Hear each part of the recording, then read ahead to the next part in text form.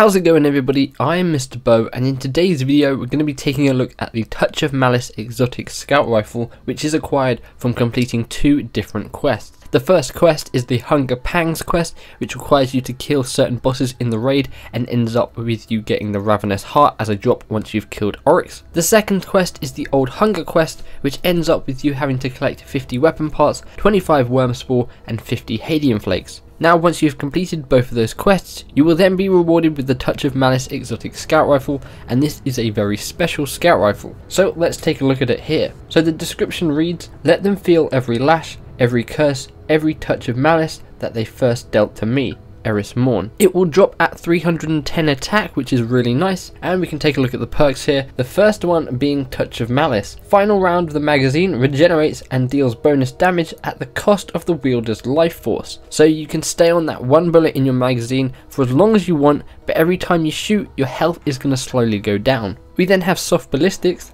less recoil, penalty to impact, smooth ballistics, increased recoil, boost to range, smart drift control, predictable and controllable recoil, penalty to range. We then have Eye of the Storm. This weapon becomes more accurate as your health gets lower. Snapshot, aiming this weapon is incredibly fast. Hammer Forged, improved range and accuracy. Flared Magwell, reload this weapon even faster. And then the final perk is Touch of Mercy.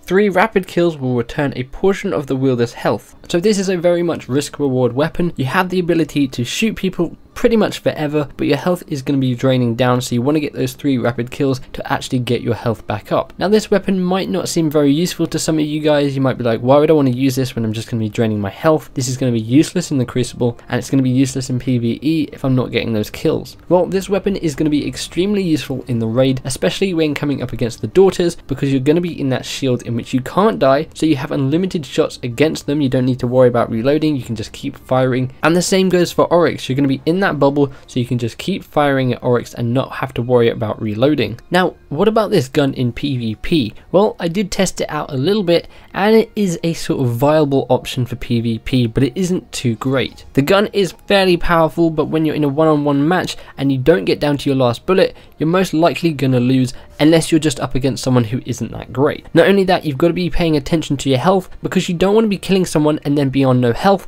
and someone just sprint around the corner and take you out in one hit. So there's that risk reward again in PvP. Again, it isn't the best weapon to be using in PvP, but if you do use it, it isn't one of the worst weapons to use. However, this weapon is mainly a PvE weapon and really shines when you're in the brand new raid. And last but not least, the look of this gun. This gun is probably the most striking exotic in the entire game. It has that moving object in the middle of it, and it has a cloth draped over it, so you can't actually see what this gun looks like. One of the most striking, most weird looking exotics, and hopefully in the future of Destiny we'll see exotic weapons with unique perks like the Touch of Malice, as well as unique designs like this gun as well. So that is a little overview of this gun. It is a solid gun to have. Definitely try and get it if you can to complete your collection of exotic weapons. Let me know what you guys think of this weapon. Do you have it? Do you like it? Do you use it in PvE? Do you use it in PvP? And if you don't have it, let me know if you want to get this gun and what you think of the perks in the comments below. If you guys missed my previous video in which I talked a little bit about Iron Banner and how the legendary armor and weapons coming in the year 2 version of Iron Banner are not going to be reforgeable, you can click the image on screen or the link in the description below. Feel free to give the like button a big old hug and subscribe for tons more Destiny content and coverage. Hope you guys have an awesome day. Thanks for watching, and I'll see you guys in the next one.